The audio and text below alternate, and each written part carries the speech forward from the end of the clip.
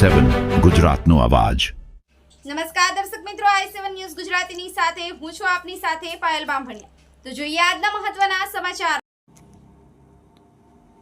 દેવગઢ બારિયા તાલુકામાં દબંગ નેતા ફરી સક્રિય થયા। શ્રી ભારતસિંહ વાઘલાની આમ આદમી પાર્ટીમાં ધમાકેદાર એન્ટ્રી જોવા મળી।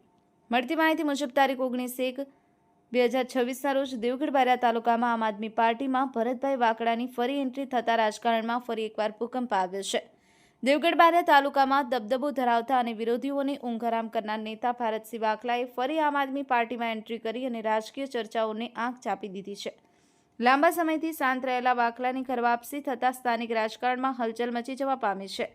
ભારતસિંહ વાઘલાના જોડાણને આમ આદમી પાર્ટી માટે માસ્ટર સ્ટ્રોક માનવામાં આવી રહ્યો છે, તો બીજી તરફ વિરોધી પક્ષોમાં ચિંતાનો માહોલ ફેલાયો છે।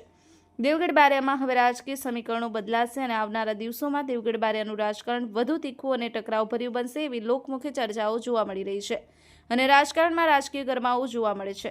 Mohanbhai Vankar, i7 news Gujarati, Devgadh Bariya.